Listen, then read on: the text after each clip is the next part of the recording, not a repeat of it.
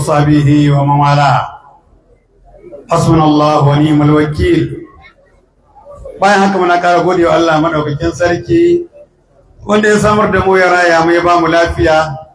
ya ƙara nuna mana wannan lokaci mai albarka. Allah subhanahu wataala ya ƙara wa masu shirya wannan mazauni albarka, ya ba su ƴaƴa masu albarka,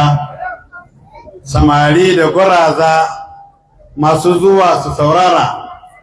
Allah subhanahu wataala ya ƙara albarka. Waɗanda suke zuwa su yi kalmomi, Allah muna roƙo mu ma ya lullube mu da albarka. ‘Yan uwa, mun ji kalmomi masu tsada daga wajen malaman nan guda biyu da suka yi kalmomi bayan sallar magariba. Kuma asalin maganar ta taso ne ni da su kafin a tada sallah muna tattauna cewa lallai mu mai da hankali a wajen nuna wa jama'armu zunzurutun girma da jin nauyi na shugaba annabi Muhammad sallallahu alaihi wasallam, saboda shi ne gaba ɗaya sirrin addinin. Shi yasa ku yi min rangwame duk da kun ban abin da zan yi magana. Ka gani na taso da magana kuma da an zo an yi ta nema in ban yi ta ba zan ji daɗi ba. Saboda haka nema kafin na yi nawa jawabin ai lallai sai na taɓa wannan magana. Saboda ita ce sirrin duk gaba ɗayan abin da ake yi. A cikin jawabin Malam Zubairu ya yi maganar manyan mutane guda biyu, kamar yana tare da ni ɗazu a tudun Yola, amma Halifa da ya tashi da shi Ali Harazim yana wajen ɗazu na yi wata magana da aka ce na yi magana akan ladabin da ya kamata makarantu su kula da shi dangane da koyar da yara. Ana karatu kan yanzu ƙwarai, rara an haddace an iya, babu shakka ana yi ƙaƙal da ana yi. Amma na ce matsalar da ta same mu a wannan zamanin karatu ga shi nan ana yin sarrau amma kuma babu ladabi, ba ladabi. Da kawo kissar muna yara a Harzai yau shekara 60, muna yara shekara 60. Cewa sakaraji yana nan, cewa miji yana nan, ajinmu ɗaya da wasu ‘yan uwa. Lokacin ana tafiya da su Malam Mustapha daga baya aka je da su Haji Malam da sauransu, su wani Kasim da sauran ‘yan uwa waɗanda suka biyo baya, su wani Umaru yana nan ko ya mutu. Umar yana nan? A lokacin nake magana idan da safe ajujuwa uku ne gaba ɗaya a Arfai. Ajin Malam Mansur, ajin mu kenan, ajin Malam Abba, ajin Malam Abdulrahman dan Ando. Da safe kowa yana ajinsu, amma in yamma ta yi to haɗewa ake gaba ɗaya a filin makarantar, a nan ake karatu. Na ce na gani wannan ba fa labari ake bani ba, ni ganau ne jiyau taɓau. Akwai titi daga arewa zuwa kudu, daga kudu zuwa arewa shi da ya gindaya makarantar. To idan muka fito da yamma muka zo muka zauna, ina gani har yanzu ina kallo irin waɗannan dattijan da maza da mata. Idan na arewa ya taho tun daga wani waje da ake ta gidan Hajiya Zango, zai cire takalma, in tsohuwa ce za ta cire takalma. Nan kuwa daga rumbar wani mai nama ana cire da shi mati, da mazan da matan tun daga can za a cire takalma a riƙe a hannu, saboda mu ne a tsakiya muna karatu. Malam yana koya mana, mu kuma muna yi, sauran malamai suna kewaya mu. To mutum zai cire takalmansa, ta cire takalmanta, ba za ta sa ba sai ta je can ƙarshe. Shi ma wancan ko waccan in ta cire ba za ta sa ba sai sun je can ƙarshe. Me yayi dalilin cirewa? Wajen ana karanta alƙur'ani, wajen malamai suna zaune suna koyar da ƙur'ani. wajen yara suna koyan alkur'ani mai girma ba za su iya sa takalma ba a wannan tsokin. Imam Malik da ake magana Allah ya ƙara yadda da shi, ai a kewayen Madina gaba ɗaya shi baya tafiya da takalma, cirewa yake kuma baya hawa abin hawa. An ce me yasa ba ka yi, yace ba fa haramtawa nai ba, amma ni ba zan iya ba. Ƙasar da shugaba yake kwance a ciki na takatar takalmi, wallahi ba zan iya ba, amma ban ce wani sai yayi ba. Baya hawa abin hawa, in zai fita yayi tafiya sai an ja abin hawan an bar iyakar Madina sannan yake hawa abin hawan. In ya dawo to daga nan ake sauka a janyo abin hawan a shigo a ƙasa gaba ɗaya. Haka Imam Malik, waɗannan abubuwan sun janyo samun albarkar ilimin sama a duniya gaba ɗaya. Shi yasa Imam Bukhari duk wannan lamarin hadisin nasa to sanadin da ya fi ji da shi wanda yake ambatansa silsila zahabiyya an Malikin an Nafi'in an Abdullahi bin Umar an Rasulillahi sallallahu alaihi wasallam, silsila zahabiyya. Duk takamar Bukharin da hadisi to takamarsa Imam Malik. Wannan haka yake yana na a cikin karatu. To da haka ƴan uwa samari karmi wasa, ƴan uwa gwaraza kar ai wasa, da tije dama akan abin suke. Fatan mu sai mu gaya muku irin abin da Allah ya gaya wa shugaba Annabi Muhammad sallallahu alaihi wasallam. Ka san wani lokacin mun tsinci kanmu wai idan kai wa'azi, idan wasu suka ji an buge su, wai sai a ce wai ka raina su ko baka yi daidai ba, alhalin ba haka ba ne. Alaga ba ta malan ƙarara aya ta zo da halittar Allah babu mutum mai tsoron Allah irin Annabi Muhammad sallallahu alaihi wasallam, amma Allah ya ce da shi ya ayyuhan nabiyyu ittaqillah, ya ayyuhan nabiyyu, ya kai wannan annabi ittaqillah, ka ji tsoron Allah. Malamanmu da suka zo fassara mana cewa suke yi dun ala zalika, ka dawoma akan tsoron Allah, abin da ake nufi kenan. Wasu suka ƙara wa zid, ka san kuma ai kogi an ce baya kiran daɗi. Dun ala zalika wa zid, ka ƙara jin tsoron Allah, ka dawoma akan tsoron Allah. To kai malam aka ce maka ka gyara kai ka manta da wannan karatu, abin da ake nufi kenan. A cikin jama'a malam Zubairu ya kawo sai dai Abubakar Siddiq, sai dai Umar al-Faruq, shi na faɗa Allah za a can shi ma cewa da halittar Allah in ka ɗauke annabawa da manzanni da annabi Muhammad sallallahu alaihi wasallam, to ba masu girma da daraja irin sai dai Abubakar Siddiq da sai dai Umar al-Faruq. Matsayin girman su addini ba ƙarami ba ne. Sai wasu ayari suka taho za su shigo wajen manzan Allah sallallahu alaihi wasallam, nemi izini, an musu izini ku shigo. Sai dai Abubakar yana nan, sai dai Umar yana nan, Allah ya ƙara yarda da su. Manyan mutane masu girma, masu daraja suna zaune. Sai dai Abubakar ya san wani a cikinsu kafin su zo, ya san wani a cikinsu.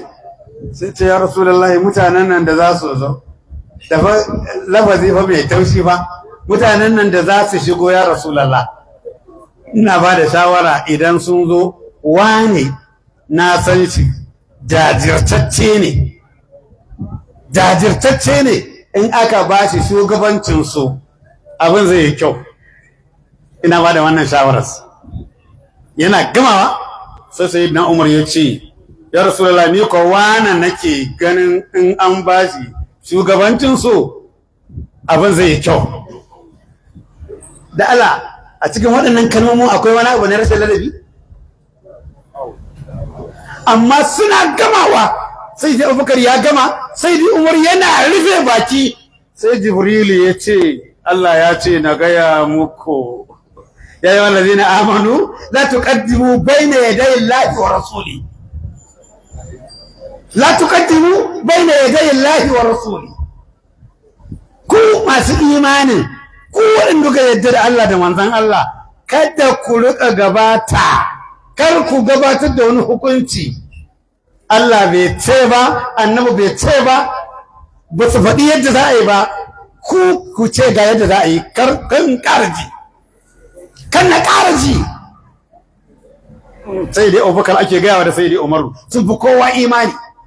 bayan annabi Muhammad sallallahu alaihi da sauran annabawa da manzanni da Allah akwai reni a cikin waɗannan kalmomin nasu kowa shawara yake bayarwa kuma da wata ba su ba da shawara ba sai suna sanada wa shawirhum fil amr da aka yi wannan aikon jahaya da ta zo ko cewa ku bari Allah da manzan Allah su suka fi sanin wa za a naɗa ya zama shugabansu kar wani ya faɗa a cikin ana gama wannan aya ta zo sai sayyidi Abubakar yake ta yanzu Umaru duk lokacin da na ce kaza za a yi kai kuma sai ka kawo wani zance cewa kaza za a yi kishiyar nawa sai sayyidi Umar ya ce a ya Abubakar ni ba kishiyar magana kana kawo ba yace a kishiyar magana ta kawo sai Jibril ya dawo cewa Allah ya ce na gaya muku la tarfa'u aswatakum fawqa sautin nabi kar ku kuskura ku ƙara daga murya akan muryar Annabi Muhammad sallallahu alaihi wasallam in ba ku yi da gaske ba yanzu nan aikin ku ka duba irin aikin sayyidi Abubakar ba irin aikin sayyidi Umar ba yanzu nan aikin ku zai ɓaci aikin ku zai ɓaci ba ku sani ba to da ka ya ƴan uwa idan dai wannan zai zama an tsawatar da na ɗaya da na biyu an tsawatar da manyan mutane masu girma masu daraja yanzu hukuma yanzu jama'a ba za su kyamaci wanda yake gaya wa annabi Muhammad sallallahu alaihi wasallam wata irin magana mara daɗi mara kyau ba za a kyamace shi ba karatu ne guda uku malamai suka ce an haifa annabi Muhammad sallallahu alaihi wasallam da shayi akwai malamai da yawa da suka kawo wasu sun ce ingantacce wasu sun ce hasani wasu sun ce da'ifi wasu sun faɗi wani abu ba wannan ba akwai wannan magana ko ka ɗauka ko ka aji inda shiru kai da yafi amma cewa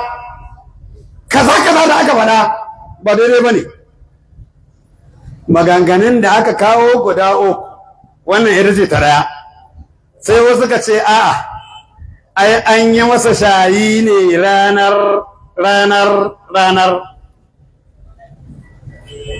wasu ka ce a'a ai sai da ya girma ya kai shekara kaza ainihin wato babbansa ya sa aka yi masa shayi irin yadda ake yi wannan ta farkon na faɗa malamai sun ciro cewa haka aka haife shi da shayinsa da dalilai da suka kawo a littafai manya-manya na ɗaya amma na biyu magana cewa an yi masa shayi ranar umma an ciro ta ba ta da ƙarfi bare magana ta uku cewa sai da ya kai shekara wajen 7 ko 8 ko 9 babbansa ya sa aka yi mar shayi irin yadda muka ce mu dai an ciro mana waccan ta farkon da ilimi a littattafai na ilimi ta biyun ban gamsu da yadda aka ciro maganganun ba to ta uku kuwa ni ina ma san a ina aka ciro cewa babbansa ne yasa aka yi masa yana shekara kaza ina neman tsarin yadda karatun ya tsawo domin dai mu mun sani a larabawa ba sa wasa da tarihi magana ta farko na faɗa a littafai take magana ta biyu cewa shekara 4 din nan yana wasa da abokansa da aka zo tsaga kirjinsa a yi wannan abun da suka je suka garzaya cewa wasu sun yi kaza kaza da Muhammadu sallallahu alaihi wasallam aka garzayo kafin a zo an gama duk abin da aka yi an wanke an cire an zagan shi ya miƙe wannan akwai wannan karatun diyana na altafai amma ba a ciki babu cewa an yi masa shayi in an taba ji ni dai wallahi malam Ibrahim ko ne masu kwakwale ni wallahi ban taba jin wani malami ya ce an masa shayi a wannan wajen ba amma ni da yake da can na koyar tarihi shekara 45 a makarantun da na aiki amma daga baya da na ga fitinar tarihi sai na daina koyar da shi na koma fiqh da tafsiri daga baya na koma ma koyar da hadisi da ilimin hadisi da usulul fiqh saboda haka ban san wannan tarihin ba shi ko na uku cewa bafansa yasa aka yi masa shekara ta 9 ko ta 10 ko ta 8 ko ta 7 Allah ga wata bada larabawa suna da tsare-tsare in za a yi shayin duk ɗan dangi sai an sanar da dangin a zo ranar kaza ga watan kaza lokaci kaza za a yi wa ne shayi saboda haka mai abinci ya kawo mai yanka ya kawo mai kaya su kawo mai abubuwa kala-kala ake yi duk lokacin da za a yi wa yaro shayi a irin tsarin larabawa dan Allah shi ma ban karanta ba in akwai wani wanda ya fi ni leke-leke ga Malam Ibrahim mai ashifa na ganka kana da ɗan leke-leke da yawa dan Allah ga ma dakta ya zo imam Malam Yusuf Lajir gwani dan Allah in an leko ni dai na ce da akwai wannan abun in dai ana yi wa wani ɗan dangi taron dangi lokacin da za a yi masa shayi dan Allah wani ɗan dangi ne za a yi taro a shayinsa irin shugaba sallallahu alaihi wasallam akwai dan Allah ba wannan mun muka bara ba wancan tabarkon mun muka bara aka ce ai wannan ba wani girma bane ba wata daraja bace to ƴaƴan kaza ma ba ana haifar su da wannan abun ba shine fa muka ce ba ai daidai ba kuma za mu ci gaba da fada ba ai daidai ba an yi rashin ladabi in dai ya Rasulullahi wani ya kamata a nada wani ya ce a ni kuma wani nake ganin a nada in wannan ya zama laifi rashin ladabi waccan maganar da aka faɗa yaya za a yi ba za ta zama rashin ladabi kamar san Allah ba sai zama kun san ai kowa ya ji zancen da ba na son na maimaita ni Allah ya tsari baki na da maimaita wannan magana wannan shi ne abin da ni ma in ban faɗi wannan ba sai in ji kamar an sha da ni a taron mu zama masu ladabi ga manzon Allah sallallahu alaihi wasallam to karshe tunda na cinye lokaci na to wancan din shafawa zan yi kuran aka ce na faɗi girman Sayyidi Usman dan Affan Allah ya ƙara yarda da shi dai babban mutum ne mai girma kwarai yana daga cikin farko-farkon shiga musulunci السابقون الأولون من المهاجرين والأنصار والذين تبعوا بإحسان رضي الله عنهم ورضوا عنه وعد لهم جنات تجري تحتها الأنهار قولي أين حوكو قصي إتكاليتي تجري تحتها الأنهار خالدين فيها أبدا نسي شكبا فتح wannan Sayyidi Usmanu yana cikin wannan asabiqul awwalun din Sayyidi Usmanu ya karɓi musulunci a aikin Sayyidi Abubakar Siddiq Allah ya ƙara ya da shi lokacin da aka zo ya karɓa Sayyida Khadija ta karɓa Sayyidi Aliyu ya karɓa Sayyidi Bilal ya karɓa Sayyidi Zaidu ya karɓa sai ya samu Sayyidi Rasulullah sallallahu alaihi wasallam ya ce ya Rasulullah wannan iya mu ne kurum ko a iya gayawa wanda aka ga manzo Allah ya ce duk wanda aka yaba hankalin su a yi sulhu masa da wannan tsaba ba nawa bane ba naku bane mu kadai sai dai Abubakar ya kira mutane to a cikin waɗanda ya kirawo akwai Sayyidi Usman dan Affan Allah ya kare da shi bayan nan Sayyidi Usman Allah ya kare da shi darajar da Allah ya yi mar girman da Allah ya yi mar ya zama sirikin manzon Allah sallallahu ya auri ƴaƴan shugaba har ƙwaya biyu shine sababin laƙabin Zunnuraini, ma'abocin haske guda biyu. Ya aure sayyida Ruqayya, Allah subhanahu wataala ya azurta su da yara, sai Allah ya karɓe su duk suna yara. Ɗaya daga cikin su Abdullahi ɗan sayyida Ruqayya ne. An gane ko Abdullahi, in ban manta tarihin ba, ɗan sayyida Ruqayya ne. Ya ɗan tasa haka shekara wajen ko 6 ne aka ce. Allah cikin ikonsa yana zaune ko yana tsaye ne ko yana wajen wasa ne, katsam sai wani zakara ya zo ya caccake shi. Wannan caccakar da zakara ya mar shine sababin tafiyarsa. Sai da Ruqayya ta damu rasuwar wannan yaro nata, ainihin wato mai sunan kakanta, an gane wato mai sunan mahaifin kakanta Abdullahi. Ba za ku yi Abdullahi shi yasa shi ma wata nukula ce ku rike min ita samari. Ku yi hakuri ni karatu na haka yake a cikin kurkuɗe da saƙonni.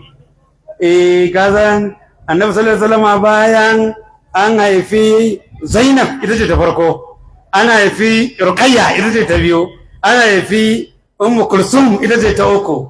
An gane ko? To anan tsucin sai aka haifi Alƙasim, ɗa namiji, sai ya samu Alƙasim, da shi ne ake masa alkunya Abul Qasim. To ana nan kuma sai aka haifi ɗa namiji, sai manzo Allah sallallahu alaihi wasallam sai ya sa masa Abdullahi,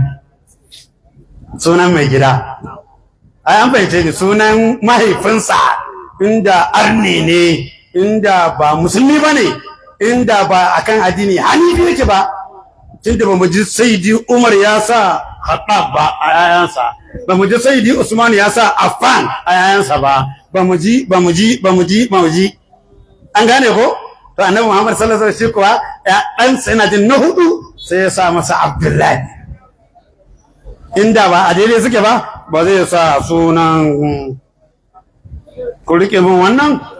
To musulunci ya shiga da yaduwa, ya tafi da yaduwa, mutum 40 ko 41, ko dai Sayyidi Umar shine na 40 ko shine na 41 ya musulunta. Ba dadewa sai aka yi masa haihuwa, da aka yi masa haihuwa sai aka samu ɗa namiji. Da aka yi wannan ɗa namiji ya zo ya gaya manzan Allah sallallahu alaihi wasallam, an mun haihuwa ya Rasulullah, kuma na zan sa masa sunan Abdullahi ne, wato sunan mai gida. Manzala bai hana shi ba. Wannan Abdullahi shine awwalu mauludin fil Islam. Awwalu mauludin fil Islam, ka rike min wannan karatun mai tsada ne. Awwalu mauludin fil Islam, duk wani musulmi ba a yi masa haihuwa ba da ya shiga musulunci, da musulunci ya zo, wanda aka fara yi wa haihuwa shine Sayyidi Umar dan Khattab, wanda aka fara haifa kuma ɗa namiji, ya ce sunan mahaifin Annabi Muhammad sallallahu alaihi wasallam ya sa masa Abdullahi. Kuma Annabi ya ce Umar ya zaka sa sunan, an tabbatar shine babban mutumin nan madacin Qur'ani, babban mutumin nan mai rawayar hadisi, babban mutumin nan mai yawan sallah, babban mutumin nan mai abubuwa na ibada, sai da yayi aikin hajji sau 40. Abdullahi dan Umar sai da yayi aikin hajji sau 40. Abdullahi dan Umar sai da yayi umra sau 1000. Yayi umra. Shi in ya tawo daga Madina, ya je ya gaida manzon Allah, ya gaida babansa, ya gaida Sayyidi Abubakar, ya nemi izini ya taho. In ya zo Makka, to da ya zo ya yi umra sai ya koma, ba ya zama a cikin harami. Shi yana gama umra sai ya fita. In ya je kwana kaɗan da gashinsa ya tsoro, sai ya ƙara ɗauko haramin umra, sai ya zo ya ƙara yin umra. Yana gama umra sai ya fita. Wani lokacin in ya zo Makka daga Madina sai ya yi umrori da yawa sannan yake komawa. Abdullahi ɗan Umar babba ne, mai kauri dogo, in ya yi sujada, in ya taso daga sujada ba ya iya irin wannan zaman naka, irin yadda gwani ya yi haka yake, ba ya iya wannan zaman saboda girman jikinsa, ba ya iya wannan zaman, irin wannan yake yi. A haka kuma zai koma sujadar, a haka zai taso, a haka zai yi kura ya tashi. in ka ji rako'in da yake cikin dare za ka samu mamaki duk wannan girman jikin bai hana shi wannan abun ba kuma Allah ya sa bayan ilimi bayan waye kuma yana da abin hannu yana da abin kashewa kuma bayan wannan mai kyauta ne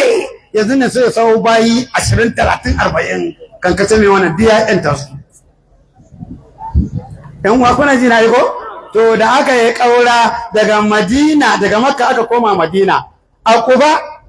sai da Asma'u sai da Abubakar Siddiq yayar Aisha ce da shekara 10 aka ɗebo su aka tawo da su suka riski manzon Allah a Quba tana zuwa Quba dama tana da ciki tsoho ina wannan kaiwa da kawo wanda ta kai musu abinci a cikin dutsen sauri din nan an gane ko dutsen sauri gar sauri din nan a wannan lokacin tana da wata wajen 8 na ciki a haka take hawa wannan dutsen a haka take sakowa dan kare girma da darajar Annabi Muhammad sallallahu alaihi da abokinsa babanta da aka gama aka tafi aka je aka kai su tana zuwa ainihin Madina a Quba sai ta haifi ɗa namiji sai aka sa masa sunansa Abdullahi wai ina so ne ku biyo Abdullahi fa ko ka yadda wa ma kunna mu'azzibina hatta nabasa rasula ko ka yadda cewa an yi auren akan addini hanifi auren sayyidi Abdullahi da sayyida Amina akan addini hanifi aka yi shi saboda aka garau auren yake an kuwa auren ba garau yake ba to akwai matsala a hadisin da kyakkyawa ne dabarani Abu Hurairah ya rawaice shi Annabi sallallahu alaihi wasallam ya ce kharajtu min nikahin ni na fito daga aure walam akhruj min sifahin ban fito daga barna ba min ladun Adama wa Hawwa tun daga Annabi Adamu da Hawwa har zuwa mahaifina Abdullahi da Amina suka haife ni ma masani min sifahil jahiliyyati shay'un wani abu na ɓallar jahiliya bai taɓa dangantaka ta ba wato ka ce Annabi Muhammad sallallahu alaihi wasallam tsarkakakke ne dan tsarkaka jikan tsarkaka tattaɓa kunnan tsarkaka mijin tsarkaka baban tsarkaka kakan tsarkaka wannan haka abun yake ko ka yadda da ma kunna mu'azzibina hatta na ba asar rasula ko ka yadda an yi auren akan addini hanifi ba su da wata matsala ko ka tafi wuta wallahi ko ka yadda Allah ya ce da aya alkurani ajiye mun hadisin muslim cewa kaza ajiye mun shi ba mu yadda da shi ba mu mun dauki wa makon na mu'azzibina hatta na ba asar rasula mu ba ma yi wa mutane azaba har sai mun aiko musu manzo in sun karba garau in ba su karba ba to da rashin karɓar za mu kama su da hujja dan Allah in ba wani abu ne tsakaninka da ɗansu ba in ba wani abu ne tsakaninka da ɗansu ba wannan ayar dan me ba za ka yi amfani da ita ka sa sayyidi Abdullahi yana cikin ahlul fatara ba dan me ba za ka sa sayyida Amina tana cikin ahlul fatara ba domin sayyidi Abdullahi bai riski manzancin Annabi Isa ba asali ma an haifi Annabi Isa an haifi Annabi Muhammad sallallahu alaihi wasallam shekara 771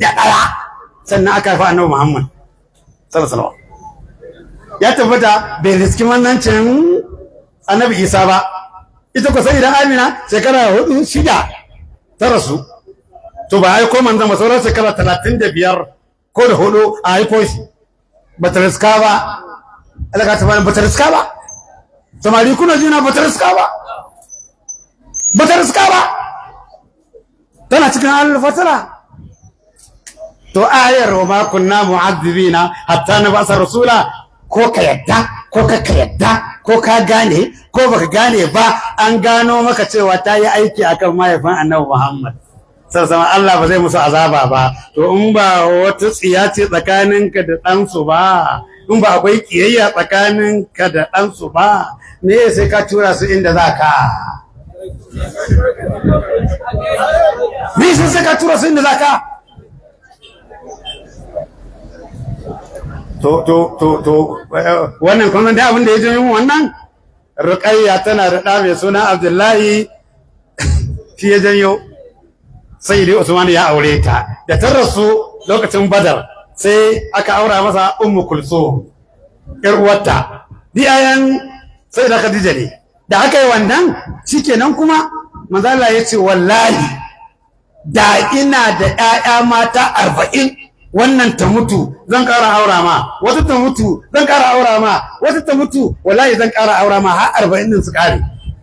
amma dai babu lokacin Fatima tana ya karama kuma an yi magana sai dai Aliyu za a waiwaita waɗannan su ne ainihin ƴan abubuwa na Sayyidi Usmanu shi ne ainihin ya sayi bi'ir Roma shi ya sayi ainihin bi'ir Roma shi ne ya shirya gazotul usra duk kuɗin da aka ce gaba ɗaya shi ya bayar Sayyidi Usman dan Affan shi ne ya tara alkur'ani ya sa aka rubuta kwafi guda 6 aka aika manyan biranen duniya don a tsayar da mutane akan ainihin musafi Usmani akan musafi Usmani Sayyidi Usman da shi wannan wata rana ana yunwa a Madina sai ainihin aka ce ga kayan Usmani sun toho raƙuma aka komai na abinci akwai sai aka kama wannan ya taya ba sayar ba sai an kara wannan har aka kure malejin tayi ya ce aka ce Usmanu ai yanzu dai ba wanda zai kara taya maka sama da yadda muka taya duk ko wanda ya saya sama da yadda muka taya to ba zai ci riba ba a Makka ai ba zai ci riba a Madina ba ya ce ai kuwa an saya fiye da duk yadda kuka taya da raƙuma suka zo da kayan gaba daya ya ce a rabawa al'ummar manzan Allah gaba daya da raƙuman da kayan raƙuman duk gaba daya ba saboda Allah sai dai Usmanu shine waɗannan abubuwan da sauran wasu abubuwa da yawa shine mutumin da wata rana Annabi sallallahu alaihi wasallam yana cikin gida sai dai Abubakar ya sallama yana mai izini aka ce ya shigo Annabi yana shingide an ce wani bangaren sama na cinyarsa a bayyane sai dai Abubakar ya shigo can an jima sai dai Umar ya sallama aka ce ya shigo Annabi yana wannan yanayin bai gyara ba can an jima sai aka ce Usman yana neman izini sai ya ce ku dakata ce dakata Annabi ya tashi ya gyara kayansa ya rufe jikinsa gaba daya ya ce a ce Usman ya shigo Aisha tana kallon sa radiyallahu anha bayan an gama ta ce ya Rasulullah babana ya ce zai shigo baka gyara zama ba Umar ya ce zai shigo baka gyara zama ba amma Usman ya ce zai shigo sai da ka gyara zama ka kintsa ya Rasulullah sai ya ce Aisha bana ji kunyar wanda mala'iku ma suke jin kunyar sa ba to da sauran wasu abubuwa masu yawa tunda na ci wancan lokacin kuma na shigo na hawan ma na dan taba to zan ja birki anan Allah mai maimaita mana Allah ya zafana Allah ya tsare imaninmu ya tsare imaninku yaran nan samari ko kuke cikin hatsari wallahi ku rika yawan istighfari ku rika yawan la ilaha illallah ku rika yawan salati ga manzon Allah sallallahu sama kun ga waɗannan abubuwan guda uku ku rika yawan karanta alqur'ani rigakafi ne na kamuwa da ciwon kansa da imani rigakafi ne na kamuwa da ciwon ebola na imani rigakafi ne na kamuwa da ciwon corona na imani kun gane ni ko wata kilbu ko san ciwon ebola ciwon cancer ciwon ku biyo ni wata rana za ku ji su Allah ya tsare imanin ku da kamuwa da su albarka shugaba annabi Muhammad sallallahu alaihi wasallam bari in baku da ainihin masu lokaci Malam Ibrahim bi Ashifa in Allah ya yarda za ku ji abin da ya fi nawa daɗi ni nawa haka sai a ji kamar dan fada nake dan mazan haka yake ɗalibai na a aji ma sun gane haka nake ba faɗa bane in an yi na magana sai a ce wa faɗa nake ba waya bane ba faɗa nake ba ba na ma haka kin yana wazi an gane ko ba faɗa nake ba idan ina aji ajin nan da ajin nan duk ji suke kamar a ajin nake koyarwa ga wasu daga cikin ɗalibai na sun san wannan karatun ba faɗa nake ba ba faɗa nake ba haka magana yan maza take ina fata an gane mun ba faɗa